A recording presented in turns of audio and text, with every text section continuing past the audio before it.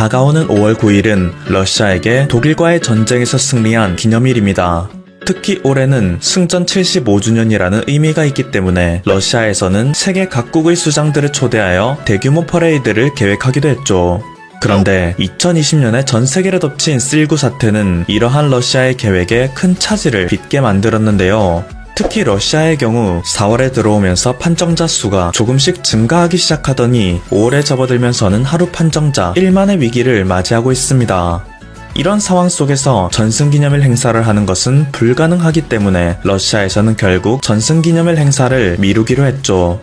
그런데 일본에서는 이 소식을 듣고 참을 수 없는 분노를 터뜨렸는데요. 그것은 바로 러시아가 전승기념일을 미룬 날짜가 9월 3일이기 때문입니다. 러시아는 지난 24일 2차 대전의 종식이 공식화된 9월 2일의 종전기념 행사를 9월 3일로 하루 미루는 법안을 통과시킨 바가 있습니다. 겨우 하루 미룬 것에 불과하지만 이것이 갖는 정치적 의미는 결코 작지 않은데요. 일본 정부의 대표단이 연합군에게 항복 의사를 공식 서명한 것은 1945년 9월 2일입니다. 때문에 오늘날 세계의 많은 국가들은 매해 9월 2일을 공식 종전일로 기념하고 있는 것이죠. 사실 이것을 종전기념일로 지칭하는 것은 일본에게 있어 굉장히 유리한 현상인데요. 일본이 자신의 항복선언일인 8월 15일을 패전일이 아닌 종전일로 지칭하는 것과 같은 이유 때문입니다. 만약 일본이 8월 15일을 패전일로 지칭하게 된다면 자신들이 과거에 극악무도한 전쟁을 시작했음에도 불구하고 연합군이라는 정의 세력에 의해 패배한 날로 기억되죠. 하지만 일본에서는 8월 15일을 종전기념일로 지칭하고 있는데요. 종전이라는 단어 자체가 굉장히 중립적인 의미를 담고 있기 때문에 일본은 자신들이 저질렀던 참상을 반성하기보다는 단순히 전쟁이라는 참혹한 역사가 끝났다는 것을 축하하며 마치 과거의 자신은 자신이 아니라는 듯 객관화를 시켜버립니다. 이러한 일본의 교묘한 술수는 정확하게 효과를 발휘하는데요. 오늘날의 많은 일본인들은 8월 15일을 종전일로 기념하면서도 그때의 참상을 초래한 장본인이 자신이라는 사실을 모르고 있죠. 이와 마찬가지로 오늘날 수많은 국가들이 9월 2일을 종전기념일로 기념하는 것 역시 마찬가지 현상을 불러일으켰는데요. 얼마 전까지만 해도 세계의 중심이었던 유럽 국가들은 독일에 의해 직접적인 피해를 많이 입었기 때문에 대독 승전 기념일을 따로 가지며 독일의 만행을 결코 잊지 않습니다. 하지만 또 다른 전범이었던 일본 역시 항복을 공식화함으로써 실질적인 전쟁이 종료되었던 9월 2일에 대해서는 사실상 자신들이 일본에 입은 피해가 거의 없기 때문에 대일 승전기념일로 여기지 않고 단순히 종전기념일로 축하하고 있는 것이죠. 때문에 시간이 흐를수록 독일의 만행은 두고두고 회자되며 반성을 불러일으키지만 일본의 만행은 역사 속에서 서서히 잊혀지고 있는 것입니다. 일본에게 직접적인 피해를 많이 입은 아시아 국가들의 경우 여전히 과거의 상처를 많이 갖고 있긴 하지만 유럽보다 상대적으로 약소한 국력으로 인해 이러한 세계적 흐름을 거스르는 것은 쉽지 않았습니다. 더군다나 미국이라는 세계 1위 강국을 지원 세력으로 두고 한국전쟁을 발판으로 두며 세계 강국에 오른 일본은 이러한 흐름을 이용하여 자신들의 과거를 지우는데 총력을 기울였는데요. 아시아의 피해 국가들이 아무리 일본의 만행을 비판하여도 다른 국가들은 아무 말도 안 하는데 왜 너희만 유난을 떨고 있느냐? 이런 세계적 흐름을 무시한 채 과거에 연연한다면 미래를 향해 나아갈 수 없다. 그러니까 너희들이 우리처럼 강대국이 될 수 없는 것이다. 라며 피해자의 목소리를 짓밟아 왔습니다. 하지만 이러한 일본의 속내를 정확히 꿰뚫어본 국가가 있는데요. 세계의 주축에 속하는 강대국이면서도 일본의 추억함에 직접적으로 대응했던 국가죠. 바로 러시아 구소련입니다. 러시아 역시 과거 러일 전쟁의 역사를 갖고 있으며 소련이 구성된 이후에는 연합국의 지위였기 때문에 1932년부터 1939년까지 일본과 군사적인 충돌을 지속해왔죠. 그리고 이후에는 2차 대전의 승전국으로 분류됩니다.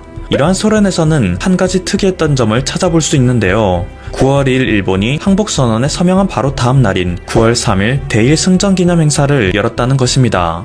일본과 직접적인 전투를 했던 소련의 입장에서는 일본 역시 추축국 중 하나였다는 사실을 잊지 않겠다는 의미였죠. 이러한 배경 지식을 이해한다면 이번에 러시아가 자국의 종전기념일을 기존의 9월 2일에서 9월 3일로 변경한 것의 의미를 알 수 있습니다. 러시아는 앞으로도 일본의 만행을 잊지 않고 그들에게 승리한 역사를 매해 자축하겠다는 것이죠. 때문에 일본 측에서는 러시아에서 이 법안이 통과되자 겉으로 드러내진 않았지만 상당히 불쾌한 감정을 갖고 있었는데요.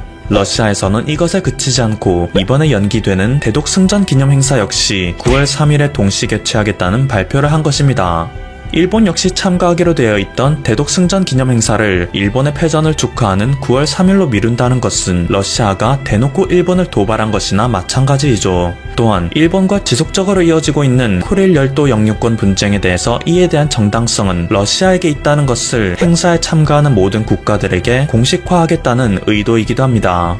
이날은 두 차례의 기념 행사를 한꺼번에 할 예정이기 때문에 러시아 군인의 대대적인 퍼레이드도 화려함에 극에 달할 예정인데요. 때문에 이날 하루만큼은 전 세계의 이목이 러시아에 집중될 것이고 러시아는 이를 이용하여 쿠릴 열도의 영유권을 주장하겠다는 것이죠. 결국 일본의 아사히 신문에서는 아베 총리가 해당 기념 행사에 참여할 수 없다는 뜻을 밝혔다는 기사를 보도했습니다. 러시아의 도발에 회피하기로 결정한 것이죠. 사실 러시아의 푸틴은 21세기에 접어들면서 일본에 대한 도발을 꾸준히 지속해왔습니다. 2012년에는 러시아 공군이 마음만 먹으면 20분 만에 일본을 지도에서 지울 수 있다 라는 발언을 하기도 했는데요. 경제적인 위치는 일본에게 못 미치긴 하지만 여전히 군사력만큼은 일본을 압살할 수 있는 수준이기 때문이죠. 그리고 러시아가 이렇게 일본을 압박하는 것에 대해 누구보다 가장 반가운 국가는 한국일 수밖에 없는데요. 한국 역시 2021년까지 F-35 스텔스기를 40대 도입할 예정이고 현재 추진 중인 현무 3스 미사일이 실전 배치된다면 북한과 중국은 물론이고 일본 전역을 타격해낼 수 있습니다. 한국은 2022년까지 2000기 이상의 현무 미사일로 전력 무장하는 것을 목표로 삼고 있으며 이것에 더해 현무 3C보다 긴 사정거리를 지닌 3000km 이상의 미사일 역시 개발하는 단계에 있는데요. 이 때문에 개거품을 물며 반대하고 있는 일본에게 있어 러시아에 지속되는 도발은 섬뜩함 그 자체로 다가오겠죠. 심지어 한국과 러시아가 상당히 좋은 관계라는 사실은 이러한 일본에게 더욱 불리하게 작용되는데요. 소련이 붕괴된 후 1998년 급속도로 나빠지는 경제에 빠진 러시아는 그때 당시 타국가들의 외채를 지불하기 곤란하다는 입장을 표명했습니다. 사실상 국가 부도의 위기에 빠진 상태였던 것인데요. 일본에서는 한국의 IMF 사태와 마찬가지로 누구보다도 빠르게 러시아로부터 자금을 빼내기 시작했습니다. 특히 세계적인 가전기업이었던 소니가 러시아에서 전면 철수하면서 다른 국가들 역시 러시아에서 탈출하기 시작했죠. 하지만 이때 한국의 기업들은 끝까지 러시아에 남기로 하며 의리를 지켰는데요. 삼성전자, LG전자, 현대자동차가 그러했죠. 때문에 이후 삼성전자는 현재 10년 가까이 러시아에서 가장 사랑받는 기업 1위에 위치하고 있으며 현대기아 자동차는 2019년 러시아 자동차 시장의 25%를 차지하며 시장 점유율 1위를 기록하고 있죠. 같은 유럽 국가인 독일 브랜드가 12%밖에 차지 못하는 것을 감안하면 이것이 얼마나 대단한 것인지 체감할 수 있습니다. 이뿐만이 아닙니다. 한국의 컵라면 중 하나인 도시락은 막상 한국에서는 큰 인기를 끌고 있진 않지만 러시아에서는 그야말로 국민식품 그 자체인데요. 도시락이라는 단어 자체가 컵라면을 의미하는 고유명사로 굳어질 정도입니다. 지난 3월부터 C19 사태가 본격적으로 러시아를 덮치기 시작했을 때에는 이 도시락이 주로 생산되는 공장이 있는 도시 라멘스코이의 시장이 생산 공장에 직접 방문하여 도시락이 러시아 사회에서 얼마나 중요한지 강조했을 정도이죠. 그리고 러시아는 한국으로부터 760만 달러 상당의 진단키트를 구입했으며 위기가 한창 확산되던 4월에는 총 4번에 걸친 FTA 협상 화상회의를 진행한 바가 있습니다. 위기가 닥칠수록 양국이 협력하여야 한다는 것을 실천하고 있는 것인데요. 한러 FTA가 체결된다면 한국에게 있어 무역수지 개선 효과가 매년 24억 달러에 달할 것으로 추정되는 만큼 협상에 적극적으로 나서는 러시아의 태도는 우리에게 반갑지 않을 수 없습니다. 또한 러시아는 모든 하늘길을 막는 와중에도 4월에 총 3차례에 걸친 한국인 송환 작전을 진행하기도 했습니다. 그리고 한 달여간 러시아 내 모든 공장들의 운영을 국가적 차원에서 멈추는 움직임을 보였을 때에도 현대차와 삼성전자만큼은 특별히 공장을 돌릴 수 있도록 허가해줬죠. 대부분의 러시아 사람들에게 한국이 어떤 국가인지를 묻는다면 의리를 지킨 나라라고 답하는 경우가 많다고 합니다. 가장 큰 국가적 위기가 닥쳤을 때 세계의 수많은 국가들 중에서 유일하게 의리를 지킨 국가이기 때문에 그들에게는 너무나도 고마운 국가가 한국인 것이겠죠. 한국은 이번 세계적 위기로 인해 국가적 위상이 순식간에 점프하는 기회를 맞이하고 있습니다. 이로 인한 경제적 혜택도 만만치 않을 것으로 예상되는데요. 덕분에 이전에 추진하던 국방력 증진 프로젝트는 물론 더욱 강력한 군사력을 지닐 수 있는 기회도 가질 수 있을 테죠. 이런 상황 속에서 극동 지역의 군사 강국 러시아와 지속적인 우호 관계를 다져나간다면 세계의 어떤 국가에서도 한국을 무시하는 모습은 절대 찾아볼 수 없을 것으로 전망됩니다. 특히 일본에게 말이죠. 지금까지 퍼플튜브였습니다. 여러분의 구독과 좋아요 그리고 알림 설정은 콘텐츠 제작에 큰 힘이 됩니다. 감사합니다. 중국이 세계에서 욕을 먹자 꼼수를 부리는 기괴한 무기들에 대한 영상 2편입니다. 중국은 인도와 총기를 사용하지 않기로 협정을 맺고도 기괴한 무기를 사용하고 일반 어선을 가정한 해상 민병대로 타국군의 비행기까지 공격하는 등 야만스러우면서도 얍삽한 짓들도 종특이지만 중국이 전통적인 그들만의 계산법으로 세계에 민폐를 끼치는 전략, 바로 머릿수로 타국의 법과 질서를 무시하고 난리를 치는 것이죠. 대표적인 것이 2007년 이탈리아에서 중국인 수천 명이 폭동을 일으켰던 사건입니다. 사건의 시작은 이렇습니다. 밀라노의 차이나타운에서 한 중국인 여성이 교통위반으로 벌금을 내야 되는 상황이었는데 그녀는 그것이 마음에 안 들었는지 갑자기 소리를 지르며 오히려 경찰에게 폭력을 행사했고 주변 중국인들을 불러내기 시작했다고 합니다. 그러자 주변 상점들에서 중국인들이 미친 듯이 뛰어나와 경찰에게 폭력을 행사해서 수십 명의 경찰들이 다쳤고 차 위에 올라가서 차를 부수고 오성홍기를 흔들어대며 난리를 치고 이 일을 인종차별로 몰아가며 폭력적인 시위를 일으켰습니다. 중국인 여성은 인터뷰에서 이탈리아 경찰이 사과를 하지 않으면 우리는 또 이렇게 할 것이다. 중국인들은 차이나타운이 중국이라고 생각한다. 따라서 중국법을 따르겠다 라고 말했습니다. 중국인들은 또 각종 커뮤니티에 중국 주민들이 이탈리아 경찰에게 폭행을 당하고 있다며 벌기해야 한다, 힘을 모으자 라는 글들을 무수히 퍼뜨렸습니다. 이탈리아 밀란에서 경찰들이 갑자기 차이나타운을 급습해서 중국인들을 몰아내려 하고 있다. 이탈리아인들은 인종차별주의자이고 백인 우월주의자들이다. 타국에서 부당한 대우를 받았다면 당연히 돌려줘야 한다. 누가 옳고 그른가를 말하지 말자. 중국인들이 한뜻이 되어서 열정을 보여주는 게 기쁘다.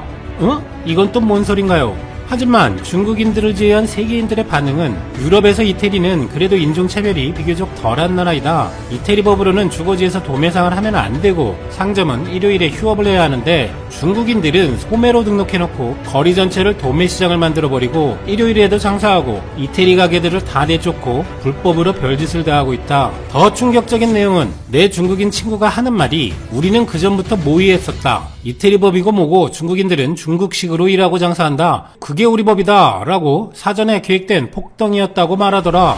밀라노시에서 중국인들에게 이태리 법을 따르라고 하니까 중국인들이 날 잡아서 거리에 감시 카메라도 작동되지 못하게 해놓고 이런 일을 일으킨 것이라고 자랑스럽게 이야기하더라. 이런 중국인들의 행패에 이탈리아 국민들은 크게 분노했고 마침내 이탈리아 정부는 국가 헌병대를 동원해 강제 진압하기로 했습니다. 이 과정에서 2천여 명의 중국인이 체포된 것으로 알려졌는데 체포된 인원이 저 정도라면 들고 일어난 중국인들 수는 만 단위도 넘을 수도 있었겠네요. 이후 이탈리아 정부는 중국인 불법 체류자에 대한 대대적인 단속을 실시하고 2009년부터 불법 체류자를 고용한 사람에 대해서도 징역형을 선고하도록 법까지 바꿨는데 그러자 중국인들은 갑자기 얌전해졌다고 합니다. 그러나 이태리의 참교육 얘기가 여기까지였으면 좋았을 수도 있는데 그 이후에는 많은 분들이 알고 계시다시피 이태리는 경제를 위한다는 정치인들에 의해 불법 체류자 단속 등도 유야무야해지고 중국인 관광객을 적극 맞이했습니다.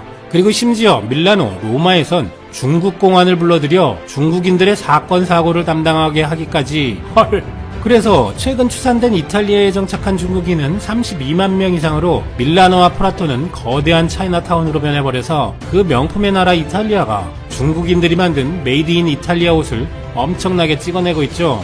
그리고 이태리는 유럽 코로나 폭발의 시발점이 되어버렸습니다. 하지만 코로나 사태를 계기로 이태리를 비롯해서 세계는 그때 강경 대응을 한 이태리가 맞았던 것이고 민간인이든 공산당이든 온갖 꼼수와 무리를 일으키는 중국을 어떻게 다뤄야 하는지 다시 한번 깨닫게 됩니다. 이런 중국을 선두에 서서 참교육할 나라는 역시 미국밖에 없죠. 친중이라는 이미지가 강한 민주당의 핵심이고 대중국 포용 정책의 지지자였기 때문에 중국을 확실히 제압할 것인지 의심하는 시각도 많습니다. 하지만 전문가들은 바이든의 중국과 미국과는 최근 수년 사이에 크게 바뀐 것으로 분석합니다. 실제 그의 실체가 어떨지, 앞으로 어떻게 할지 누구도 모릅니다만 현재의 상황만을 전달한다면 대표적으로 바이든은 대통령 예비선거에 시진핑에 대해 100만 위구르인을 노동교화소에 쳐넣은 폭력배라고 표현했고, 홍콩과 대만 문제에서도 그는 강성으로 변했는데, 트럼프도 초기에는 티베트와 위구르에 대한 인권 침해에는 눈을 감고 경제적 이익만 추구하는 경향을 보였던 것과도 대조를 이룹니다.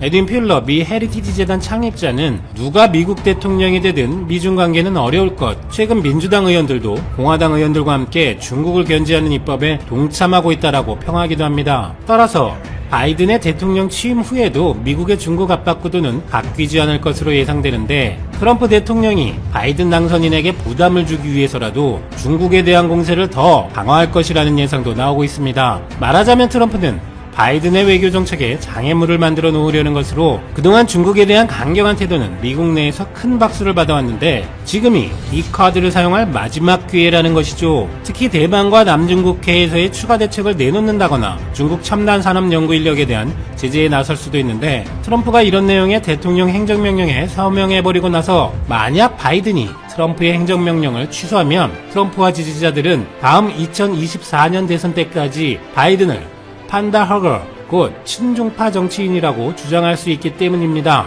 반면에 바이든이 행정명령을 지키면 중국은 이에 실망하고 반격에 나서게 될 것이니 어떻게 되든 미국과 중국의 관계는 바뀌지 않을 것이라는 것입니다. 그리고 중국의 버르장머리를 고치려는 서방세계의 결과가 서서히 나오고 있는 것으로 보입니다. 그동안 미국의 중국 제재의 상징이었던 화웨이는 결국 반도체 공급망 차단을 포함한 각국의 보이콧 등 초강력 제재에 더는 버티지 못하고 중저가 스마트폰 브랜드인 아너를 매각하기로 했습니다. 화웨이는 메이트 시리즈 같은 플래그십 제품은 화웨이로, 보급형 중저가 제품은 아너라는 브랜드로 판매해왔는데, 지난 7년간 아너 브랜드의 판매량은 7천만 대에 달했다고 합니다. 화웨이는 이 중저가 브랜드를 주신 신정보 기술이라는 신설 회사로 매각한다고 합니다만, 그 회사는 기존 화웨이 판매상들과 화웨이 임원들이 경영을 할 것으로 보여 미국의 압박에 간판만 바꿔달고 역시 또 꼼수를 쓰는 것처럼 보입니다만, 전문가들은 그렇다고 거기에 속아서 제재를 풀어주지는 않을 것이라고 보고 있습니다. 어쨌든 그동안 미국의 압박에도 큰소리 뻥뻥 치다가 살기 위해 몸부림치는 것은 분명해 보이고, 선전시 지방정부가 대다수 지분을 갖는 국영기업이 되어서 또 부실을 안고 가게 생겼네요. 최근 중국의 대형 국유기업들도 잇따라 부채로 위기에 몰리고 있는데, 화웨이의 아너 브랜드를 떠맡게 된 선전시의 앞날도 보이는 것 같습니다. 중국에서는 랴오닝성의 핵심 기업인 직원 5만여 명, BMW 합작회사를 운영하는 화천자동차가 구조조정을 신청했고, 허난성 보유 기업인 융청 석탄전자그룹도 도산, 그리고 결정적으로 한국의 반도체를 잡겠다며 천문학적인 나랏돈을 투입했던 중국 반도체 굴기의 상징인 칭화윤이 그룹도 부도 위기에 직면했습니다. 미국이나 한국의 반도체 기술을 침해하고 국가가 나서 수백조를 투입해서 반도체 굴기를 한다는 거창한 회사였는데, 결국 국제 참교육을 당하게 되었습니다. 이 회사도 화웨이와 밀접해서 반도체 설계 전문 자회사 하이실리콘이 미국의 제재를 받자 이를 피해서 연구원들 대부분을 칭화윤위의 자회사로 이동시키기도 했었죠. 그런데 화웨이 연구원들이 국제 제재를 피해 옮겨간 회사는 아예 도산 위기네요. 화웨이가 이렇게 어려워진 대표적인 이유인 5G 사업 참여 배제를 일찌감치 결정했었던 호주에게도 중국은 경제보복을 하고 있는데, 18일 자오리젠 외교부 대변인은 이례적으로 중국이 호주에 왜 그러는지 이유를 조목조목 설명했습니다. 화웨이의 5G 장비를 배제했던 일, 호주에서 활동하던 중국 취재진을 압수수색한 일, 호주가 신장 위구르 자치군의 수용소 철폐를 촉구한 일, 홍콩 국가보안법 폐지를 주장한 일, 또 코로나 발원지에 대한 국제조사를 요구한 것 등에 대해서 호주는 정치적 조작을 일삼고 국제공조를 방해한 것이라고 비판한 것입니다.